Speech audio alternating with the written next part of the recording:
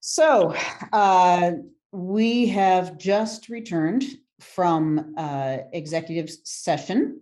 This is the Medfield School Committee meeting of June 24th, 2022. We have just returned from executive session, which was to discuss strategy with respect to collective bargaining or litigation if an open meeting may have a detrimental effect on the bargaining or litigating position of the public body. This was in relation to the Medfield Teachers Association Units A and B and the AFL-CIO cafeteria workers contracts. And out of that meeting, the committee would like to announce that we voted on a Unit A contract extension of 1 year and then a 3-year contract. So that 3-year contract goes from 2024 to 2027. We also voted on a Unit B of the Medfield Teachers Association contract, 3-year contract that goes from fiscal year 24 to 27. Is that right? No, 23 to 27, 23 to 26. And then the cafeteria workers contract for the AFL-CIO Medfield unit. And that will go from fiscal year 2022 to 2025. Those votes were all unanimous. And we were pleased to have that wrapped up. So, okay, so now I will open to. Excuse me, Madam Chair, could I just a quick statement on that? Please do. Yeah, I just want to, recognize the fact that 97% of our Unit A voted in support of the contract. And I think that's really notable, given that there are communities around us that are having failure votes on their teacher contracts. And I think it speaks to the process that we used, and we used interest-based bargaining once again, which has been very successful here in Medfield since we began using that. I also want to just recognize Chair Jess Riley and NMA O'Shea Brooke, who has spent countless hours in negotiation at the table, as well as Michael LaFrancesca, and then Erin Watson, who is the union president and also was at the table for Unit B contracts as well. So the entire team, negotiating team for MTA, I think we had a really great process and it went well. I know that those of us in the negotiating team received a really nice email from one of the members of how collaborative and how well the process worked. And she was a member of negotiating team over 10 years ago, and that wasn't the case. So I just want to recognize all the folks that put in extra hours to do this. It's a long process. It was a great process for us, for both sides, and just want to recognize everyone and thank them for that. Yeah, it was so, I do have to say, just to hinge on that, it was a conversation in which I felt that I learned an enormous amount. And I also feel like we were able to help our membership also understand administratively and town-wise where some of the priorities and funding issues come through. And the fact that everyone was so willing to kind of have these really hard discussions and yet at the same time realize that we were all going to the same place for the same benefit, which is for our students and for the families of our staff, was just it was a very positive experience all around. And it was really, I was not only pleased, but I felt privileged to be a part of it. So, all right. Thank you, Jeff. Anybody else have any other comments? No? Okay. I am going to open this to public input. Obviously, we'll be taking input on video, and if anyone would like to raise their hand, feel free. Okay, and as I said, all video comments, it will be 3 minutes. And I will bring Ms. McHugh Potts over for public comment.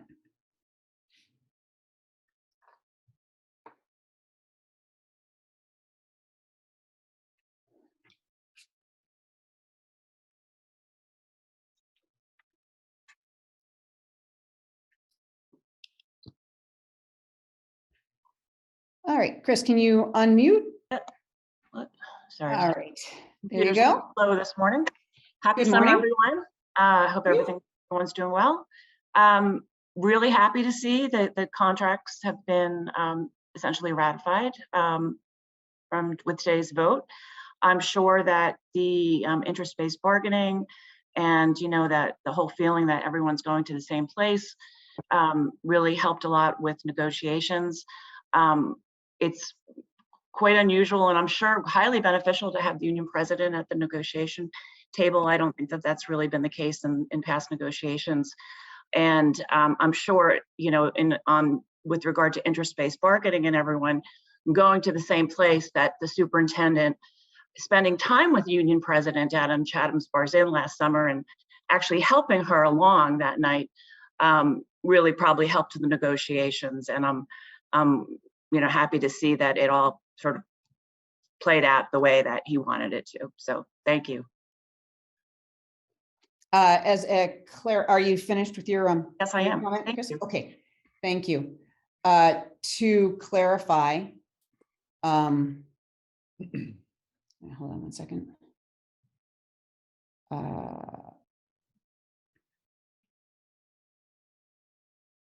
To clarify, as far as I know, almost all negotiations have had the union president, whether it was the current president or the countless hours I spent personally at the table with Dr. Marston throughout the MOA contracts, throughout the pandemic, and for the contracts beforehand, that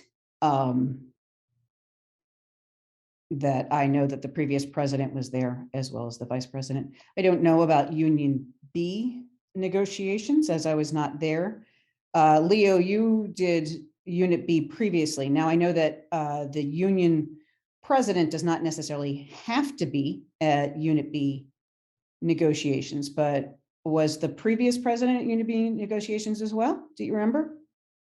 I don't recall. Jeff, do you recall if Bonnie was there? I would I know say that it was she was not at Unit B last time. No. Okay, Yeah, I so don't the- think she was. Yeah, so it's not necessarily, it's a volunteer effort as opposed to a mandate or something in which people are invited or not invited. It was So- quite a I mean, large I group think of Unit B members. it's fairly typical when the MTA president, whether it's Unit A or B, that they would be at negotiations. The former president chose not to do that last time, but I know that this time there was one Unit A teacher and the Unit A president that was at every single Unit B negotiations.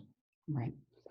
Okay, so thank you. I just wanted to make sure that we clarified that, because that seemed to be, sometimes I think it's important that we clear up kind of misunderstandings about process. There's plenty of misunderstandings in that statement, but that's okay.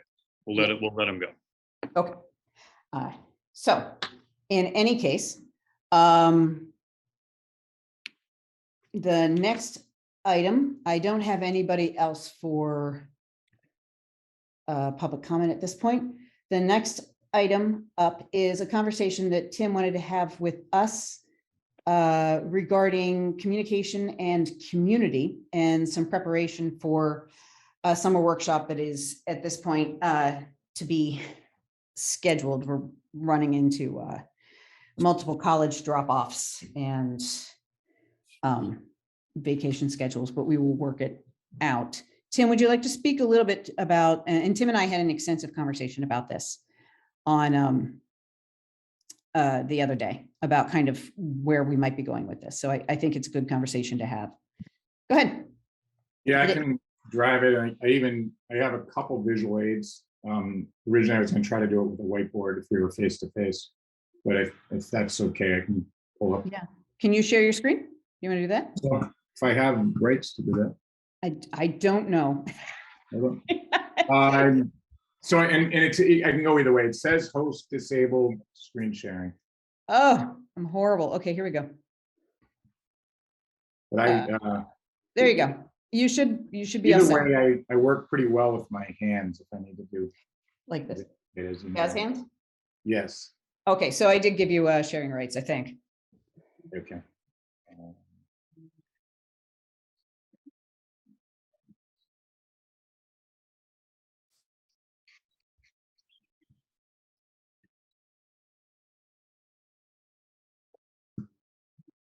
Yeah, so just a bit of an intro, and I spent a little more time with Jess the other day, and Jeff. We talked about this a while back. More high level as part of the, as I went through the election, met with lots of members of the community, heard input here and there around things we can and could be doing better, which we that type of input is awesome. I then did some reflection. I went back on my notes, going back when I started, what were some of the goals, what were some of the things I really wanted to see. I looked a little bit at our operating model today and the journey we went on. And I came up with some areas where I think there is pretty good opportunity for improvement. And the general theme is communications, and one of my favorite topics is community. There are plenty of places, I constantly see huge stories of success with the schools and community. One thing I just happened to notice this morning, I know it was a couple weeks ago, but like the evolution of the Wheelock School from a field day to like a community day, and over 50 volunteers. As we closed out the year, it was great to hear like the PTO chairs talk about the success and how they really bring the community together, and that I think we've always talked about it. That's desired state. We wish we could have that in everything we do. It makes everybody better. Within the school committee, I think sometimes there are those, there's going to be a community at each school. There is a community I think we have, but there's also governing regulations with how we operate, how we run our meetings, et cetera. And sometimes some of the feedback was, hey, we don't feel as much that there's a part of the community when addressing the school committee. And I think high level, that's kind of the area that I want to talk about. Can we adjust our structure a little bit and try to accommodate that without turning it into meetings every single week, and you have to maintain some controls. So the idea would be, it seems every year there are some topics that'll come up. Maybe like this year, I think at some point we talked once, maybe even twice, on energy and net zero. But a lot of times a topic may come up. It might be a little bit of a firefighting, and we have somebody present, and it might be 50 minutes of material that we try to get through in 15. And those are valuable exercises and events, but sometimes you say, hey, what really came of that? And is it possible we can have more of an ongoing dialogue? So the idea that I have, and I'll go through some examples in a couple minutes, but choose some of these real relevant topics of interest and try to have structured time built into the agenda to have some of the conversation. And when and wherever possible, try to have that conversation led from somebody, maybe somebody from the community, or Jeff in some cases we'll talk about that, where you bring in somebody from the administration. But trying to get in, you could almost think of it as guest speakers or covering certain topics. I look at it just covering this slide. I think when I think of opportunity, continue to get a broader perspective from those within the community. Think about if structure, for me personally, when I was in the SEL, that was an intimidating experience right from the beginning. I didn't know a great deal about how the schools are run. And I'm now in this, great group in the library with principals and Dr. Marsden and teachers. And but you gradually learned, and we were really solving some real problems. And I gradually learned, and I got the opportunity to speak in front of the school committee. And that I thought was pretty interesting for me. I said, hey, I can make a difference. And I think there's a lot of people like that. I know there's tons of people like that who say, hey, we can make a difference. And I love to see what goes on with PTO and MCPE. Even our Onward thing we did last year, I think there's more opportunity for people who might want to play kind of the roles that we play, participate in a more structured way. So part of this also would allow people to dip their toe in the water a little more in the business, of the schools. And everyone's doing it, I think, locally in different places, but maybe can the structure accommodate? So I'll pause just for a minute. I know I've covered a lot, but I'll just pause and see if we get a quick feedback loop. Does this make sense so far, what I'm talking about? So one of the things, just to kind of quickly say, that Tim and I talked about is that there could be, there are very specific roles and duties that the school committee is supposed to do within the context of the business of the school committee. And that's, those are pretty prescribed. We do have a list of items and calendar items throughout the year that we are beholden to. One of the things that we thought might work was to simply kind of rejigger our agenda. And again, these are things that we're going to want to talk about when we talk about kind of operations and procedures. So I don't want to kind of go into a decision-making process around this right now. I think Tim's intention and my intention was to simply just kind of prep people for thinking in this way. But that we would kind of break things into new business, old business, and then take many of the presentations and kind of other things that are not school committee business and put them into a third kind of category of community reports or items of interest to the public, kind of so that it because I think that our meetings extend for very long times around things that are very important to school business, probably about 50% of the time. But then there's a kind of, we sometimes also lose efficiency because we end up putting some of these kind of what would be more community report issues into our regular business. So in ways of making sure that these reports and to the committee and things that are of community interest, which is also part of our duties, are a little bit more organized, a little bit more involved, and a little more predictable. Does that sound like a fair wrap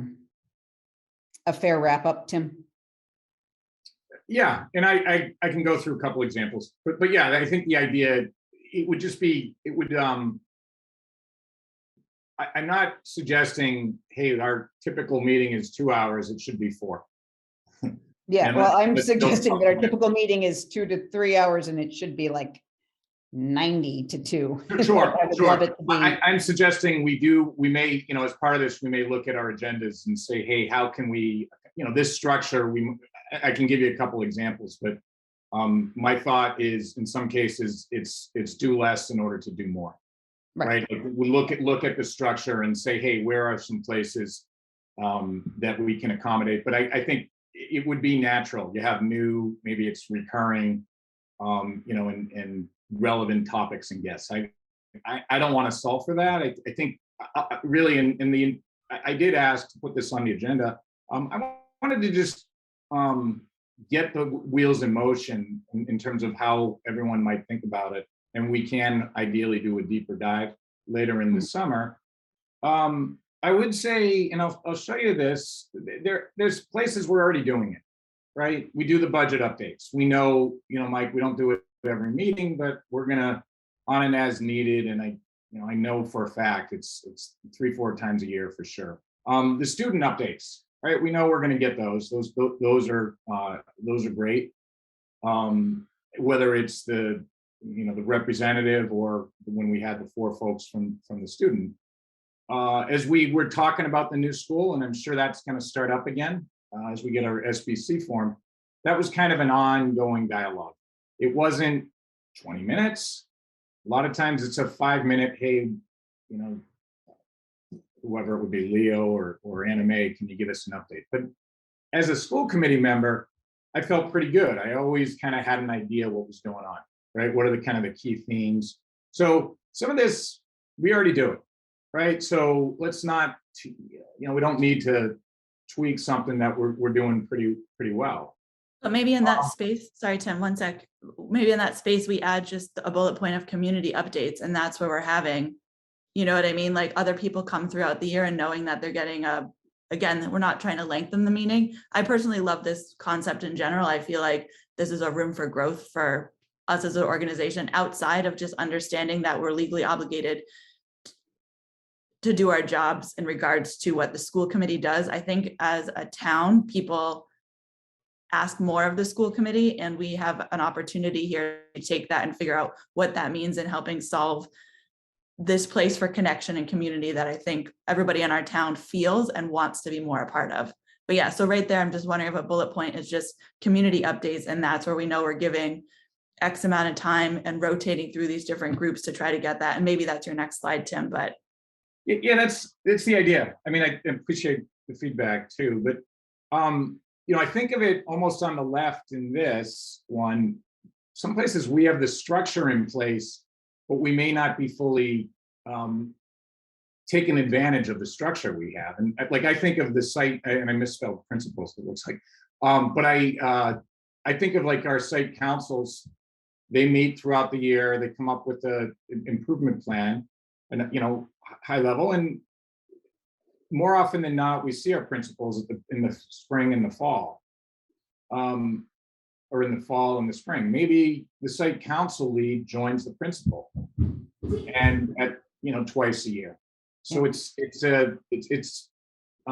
brings a little more, I won't say credibility, but a little more opportunity for that site council and the schools to engage. And for us, maybe typically it's October, November, the principals are talking about the opening and what happened, but it may force a little more dialogue and say, hey, last year out of the site council, these are the 2 or 3 areas that we thought were important. And this is how we're also trying to address them. So like something like that, and apologize because I think this is recorded. My misspelling is poor, but you get the idea. It's in perpetuity. It happens. I know it's out there. So I was an engineer. I was really good at math and science, and my English. I still get criticized. Once not criticized. I still have areas for improvement. I think of like your SEL. Misspelled. It's just the wrong one. Think about the SEL. Or it's metaphoric. I'm really trying to move on. As am I actually, because we're at 9:51, and I know a lot of us have hit heavy deadlines at 10. So, but go ahead. So some areas, like I sit as part of the SEL task force, so I always feel pretty informed. But that would be a nice one where every couple meetings, hey, let's get an update on what's going on that task force. Not high amount of structure, not over the top, but just building that in. We have an ongoing dialogue. I think David will come in and he'll give once or twice a year the update. But again, it's like rather than one thing that's 40 minutes, maybe we have 3 sessions that are 10 to 15. And maybe it's a member from that task force who's joining and saying, hey, we're going to give that update 2 or 3 times a year. Okay. As we get going on the strategic plan, I'm sure that will be fairly natural. How's this coming along? Not all of us will be a part of it. Yeah, and I think it's important to kind of hook these also to our strategic plan goals, because we do everything else in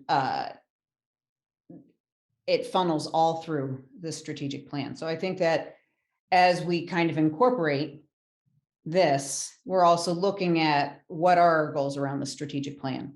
And as we identify them, some of the things that Tim has here are things that are actually legislated and are part of the part of what we are required to do so that the student updates are legislated, that they are required a certain number of times. And I know that Brenda Hagan and Brenda's going to be spending part of the summer kind of figuring out a better, like a different structure around that. And then we'll kind of work that into how we make it really meaningful within the meeting. And principal updates are also something that's kind of required. And then so there are things here that are actually school committee business, and then there's things here that are actually kind of community updates and updates within the school committee as well as the outside community or town updates, because I do think that there's a place for some of the initiatives within town to be brought in to this as well. All right. Tim, do you mind if I wrap this conversation up? Do you have closing thoughts about this without kind of bringing us to like having a full conversation about how we do it and keeping that to a workshop kind of structure? No, I'm just thinking it through if there's anything else. I mean, I think that's why I did ask to put it on the agenda to get us thinking about it. I don't want to look at it as this is something that needs to be fairly organic. So the topics I'm putting up here are just ideas for thought.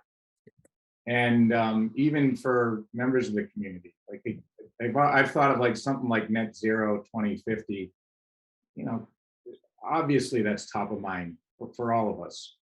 But in some cases, they have a nice structure in place already.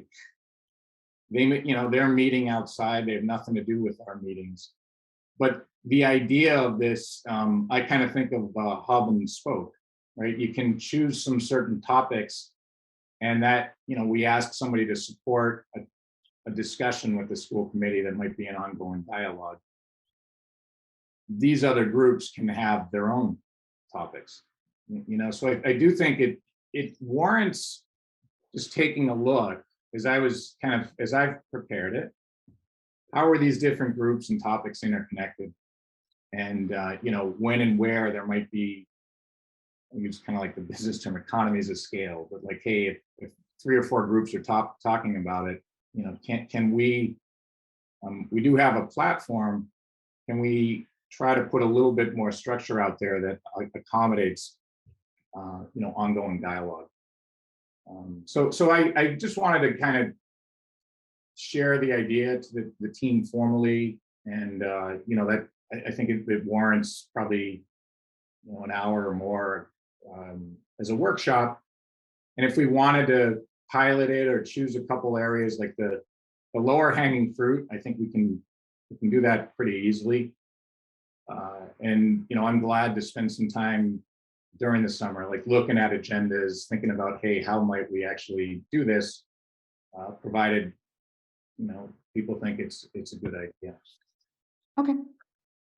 Sounds good. I mean, I think we can, I have no problem, it's really kind of a calendar issue at this point in terms of workshops than anything else. And I think it sounds like a good way of kind of spending some time around thinking around our own procedures and operations. So does anybody else have any comments or thoughts to that? I'm still trying to keep July sacred. I'm really trying in terms of meetings or workshops. So I love it, Tim. I'd be really interested in seeing kind of the bigger framework on how you'd implement something like this to increase community engagement, right? And partnership, and that feeling of utilizing the platform in a way to kind of create this, I don't know, coming off of everything, I guess, like trying to like help heal the community in a lot of ways, right? Right. There's I think that there's a synergy that we're kind of working at, right? Like how do we kind of bring all of these kind of town community initiatives that bear on what the schools do, or, kind of help people have a dialogue around understandings, roles, and how we can both help or get people to the right place around these things. So, okay, I am going to wrap this one up. And I think at this point, Dr. Marston, do we have other items since posting on June 21st? We do not, Madam Chair. Okay, then I'm going to go for informational items. Do I hear any informational items? Nope. Okay. Well, my own informational item is that we are going to continue to try to hold to, unless there is an emergency in one way or something that really requires kind of immediate or at least emergent school committee attention in terms of an official meeting, that we are going to try to keep July meeting free. I think that even this year, we have continued to have more meetings than we usually do. And our next meeting is scheduled at this point for August 25th, 2022. We may need to shift that because of other kind of personal but very important things that some of our committee members need to do on that day.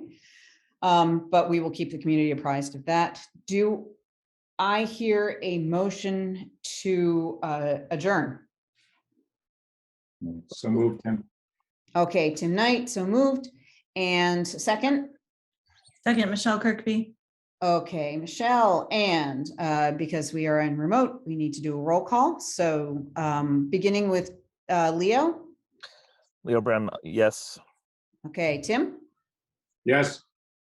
Tim Knight, yes. Michelle Kirkby? Michelle Kirkby, yes. Okay, and Jessica Riley, yes. The meeting is adjourned at 9:59 a.m. And we will see you at least officially on August 25th. Thank you very much. So long. Everybody.